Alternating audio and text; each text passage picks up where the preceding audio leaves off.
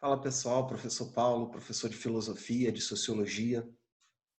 Nessa aula de hoje de filosofia, a gente já aí no século XX, a gente vai ver uma das maiores filósofas, uma das maiores influenciadoras da filosofia no século XX, que é a Hannah Arendt, e era uma filósofa judia, Hannah, que vivia na Alemanha, né, no período da Segunda Guerra Mundial. Você imagina, no antes da formação ali do Estado nazista, né?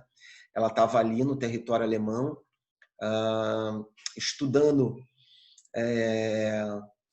estudando o amor em Santo Agostinho, numa universidade alemã, e com toda aquela perseguição dos judeus, né, que a gente já sabe ali no regime, né, nazista.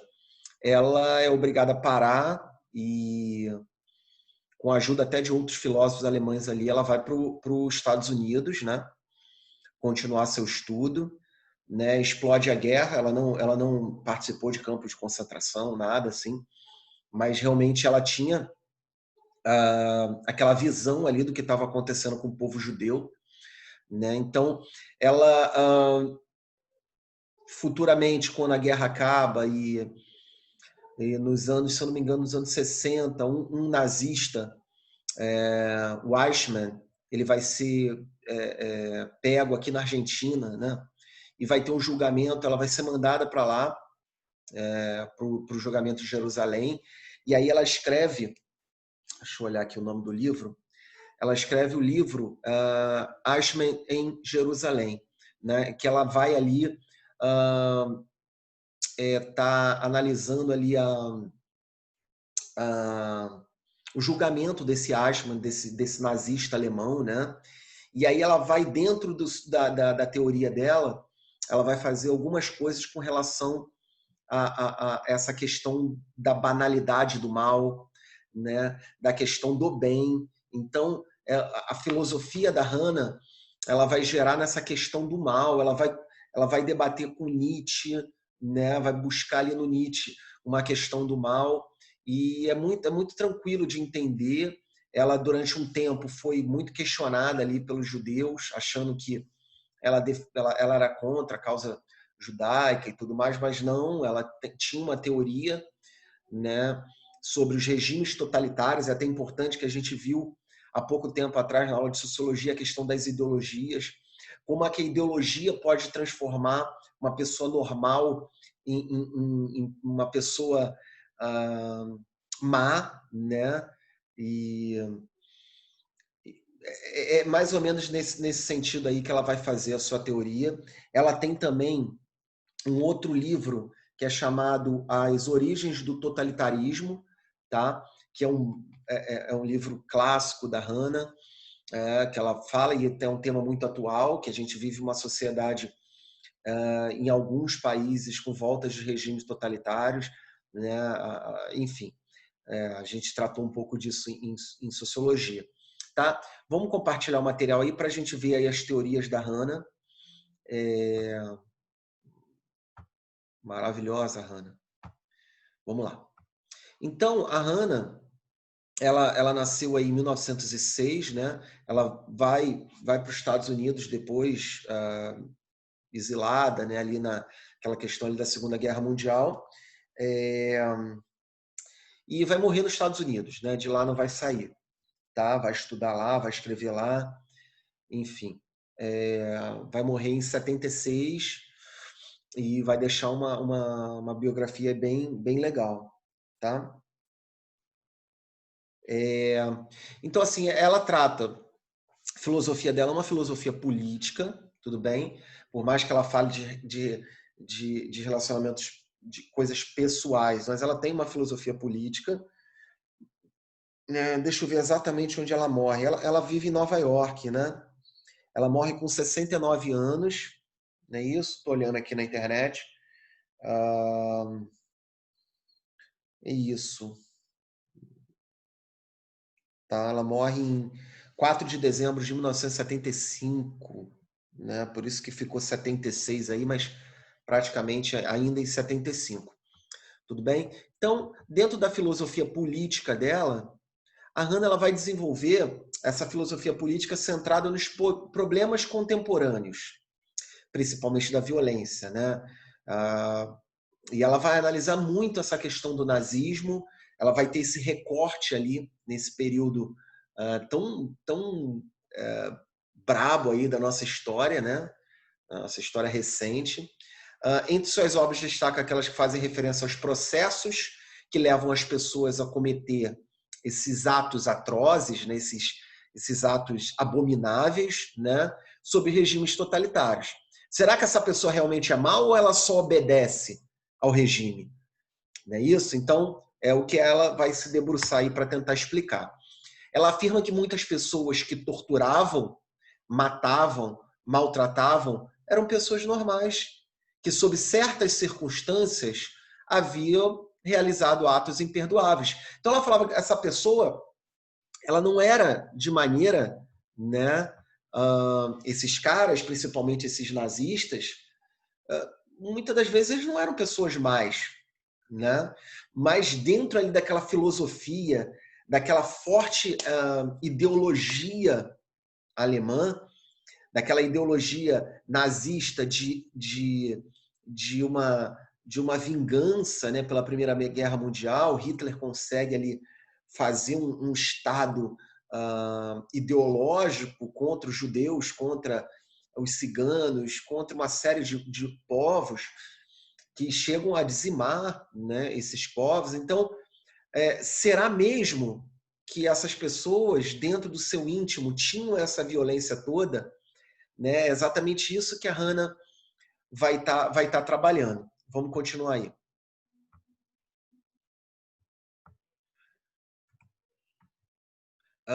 Então, ela falava que você tinha 3 condições humanas, né, para estar construindo todo esse arcabouço dela, esse arcabouço filosófico dela. A primeira condição humana é uma condição de vida. Tá? O que é vida para Hannah? É produzir, produzir é a atividade que corresponde com os processos biológicos do corpo humano. São atividades necessárias para viver, que não perduram. Não perduram porque uma hora todo mundo vai morrer. Tá? Então, o que é a vida para a Hannah? São as coisas que fazem a gente viver. Como beber uma água, comer, se alimentar. Tá? Então, são atividades necessárias, mas que nem sempre não vão perdurar para sempre. Tá? E a mundanidade para Hannah era voltada para a questão do trabalho. Tudo bem? É a atividade que produz obras, resultados. Refere-se a atividades como fabricação de instrumento, objetos de uso. Ela se debruça nesse sentido, mas qualquer trabalho. O trabalho faz parte de uma condição humana. Né? O meu trabalho é gerar conhecimento. Gera em alguns, em outros não, porque o ser humano ele também não depende só do outro, né? Ele depende dele mesmo. Né? Então, o trabalho para Hannah era uma situação de condição humana. Primeiro, valorizar a vida, ter a vida e o trabalho. Tá? E outra condição para ela muito importante, e aí a gente entende, olha o recorte dela dentro, né, de uma sociedade alemã, né, é a pluralidade. O que é pluralidade? É, dentro das suas ações, o indivíduo constrói aquilo que os diferenciam dos outros. É a diferença humana. Tá? Então, pluralidade para Hannah era essa questão que a gente já viu em sociologia também, né? Quando a gente fala de cultura, quando a gente fala do respeito ao próximo, do respeito às diferenças, né? Então, a Hannah, dentro desse sentido, ela fala, cara, a vida ela precisa ter esses 3 estágios. Primeiro, valorização da vida, tem o trabalho e tem o respeito ao diferente, essa pluralidade. Tudo bem? Vamos continuar aí. E aí, gente, ela vai, como eu disse, conversar um pouco com Kant, né? E aí ela vai falar que é uma proposta de Kant com relação ao quê? Com relação ao mal. Como é que Kant via esse mal? Ele fala que o mal não está nos instintos ou na origem pecaminosa dos indivíduos. O mal não é de origem pecaminosa, tá? O mal, ele está no indivíduo, né? Aí a gente volta lá em Santo Agostinho, né? Que mal é a falta do bem, né? O Kant, ele já é uma discussão dele com a filosofia lá do Agostinho, né? Então ele fala que não está nessa origem pecaminosa, o mal não vem de um pecado, de algo transcendente, né? O mal seria uma rejeição consciente do bem. Então o mal não é falta de bem, o mal é uma rejeição do homem. Lembra que Kant, ele rompe, né, com aquele empirismo, com aquele racionalismo. Ele fala, não, a questão é o sujeito, né? O cara só é mal porque ele é mal, porque ele rompe com o bem, tudo bem? E está atrelado a uma ideia de um instrumento utilizado pelo homem, não um fim. Tá legal? Então essa questão do mal para o Kant é uma questão pessoal. Ela não vem, o mal é o... respeito quem acredita, tá? Tem as explicações religiosas, mas a gente está tendo uma aula de filosofia. Tudo bem? Respeito, e acho que todo mundo tem que respeitar todas as ideias religiosas, mas a gente está falando de uma filósofa conversando com outro filósofo, né, debatendo aí essas questões ideológicas, né? Então, essa questão do mal para o Kant era simplesmente uma rejeição consciente do bem. E aí, o que a Hannah vai falar? Ela vai falar muito sobre essa banalidade do mal, né? E aí vamos entender esse momento que ela escreve o livro dela, que eu já esqueci o nome de novo, o julgamento, né? O julgamento de Eichmann. Eichmann em Jerusalém, né? Que ela vai lá ver esse julgamento. Galera, tinha na Netflix essa série. Essa série não, mas esse documentário, o julgamento de Eichmann, é belíssimo. Não está mais, eu olhei hoje no catálogo, não está mais. Mas quem tiver curiosidade, cara, tem no YouTube. É sensacional o julgamento. É um cara que ele simplesmente fala que estava a serviço da Alemanha, então ele não podia fazer nada. Ele era um cara simples e ele vai ser um dos mandantes aí do grande genocídio dos judeus. Tá? Era um monstro. Tá? Mas a Hannah, ela vai falar o quê? Que essa banalidade do mal ela tem 2 pontos. O primeiro é o radical, tá? Que ele associa a prática de violência extremada como resultado de uma prática de governo. E aí que a galera critica muito a Hannah, porque ela não está falando exatamente sobre só o regime alemão. Ela está falando sobre atualidade, ela está falando sobre ideologia, ela está falando muito sobre essa questão de a gente, nós, o sujeito, né, fazer as coisas porque está sendo mandado. Então, a parte que a Hannah pega é essa parte da reflexão. Nós, como sujeitos, somos seres pensantes. Independente de alguém estar mandando a gente no trabalho ou na vida, a gente tem que ponderar. Tá? E em todo momento no julgamento do Eichmann, ele fala, cara, eu estava a serviço do povo alemão. Eu era funcionário do exército alemão. Né? E ela fala que isso não é desculpa. Tá? Tanto que ele é condenado, tá? Ele é enforcado. E não tem desculpa para o que ele fez. Né? Por mais que... E a gente sabe que dentro do regime alemão, muitos se negaram a fazer o que parecia ser o correto ali, mas eles não se negaram. Se negaram a cometer atos atroz, atos de barbaridade. Entendeu?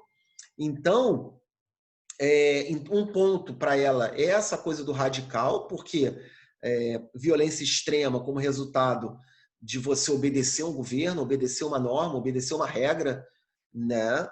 E outra situação é o banal, né? É o mal banal, né? Por isso que vem a banalidade do mal, que é o quê? Relacionado à pessoa, aos agentes encarregados por ordem governamentais, né? Então, essas pessoas que, por ordem do governo, uma coisa é o governo mandando e outra você, como agente desse governo, fazer tudo isso. Tá legal? Então, é claro, galera, a obra da Hannah, ela é uma obra grande, é muito tranquilo de ler, tá? Quem tiver o interesse, vale muito a pena. Eu não li o Eichmann em Jerusalém, não li. Eu li alguns textos dela sobre regimes totalitários. É muito tranquila, uma leitura muito fácil. É uma das filósofos mais influentes do século XX. Vira e mexe, cai na nossa prova de vestibular. Eu vou deixar o material aí com algumas questões. E é importante a gente entender esse contexto dela como judia, vivendo exilada, tendo que escrever sobre um julgamento de alguém que fez muito mal para o seu povo, mas ao mesmo tempo tentando entender essa mentalidade do ser humano, né? Por que esse mal? Por que tem uma série da Netflix, eu fazendo propaganda da Netflix. Quem tiver curiosidade de ver, é chamado Mindhunter. Né? É o início da investigação criminal do FBI ali, dos caras analisarem comportamentos de serial killers. Mas não é isso que a Hannah está falando. Não está falando que existem pessoas normais que, por algum tipo de viés, algum estalo, alguma ordem ou alguma ideologia muito forte, essas pessoas fazem coisas bárbaras, tá? E ela está analisando exatamente o período ali do nazismo no nosso século XX. Tudo bem? Espero que tenha entendido. É uma filósofa muito legal. Se vocês quiserem aí buscar mais dela, principalmente as mulheres, ela é uma representação de uma mulher muito forte, né? Então, espero que vocês tenham gostado. Leiam o material de apoio, façam os exercícios, que é uma matéria muito legal. O professor gosta muito. Tá bom? Grande abraço e fiquem com Deus.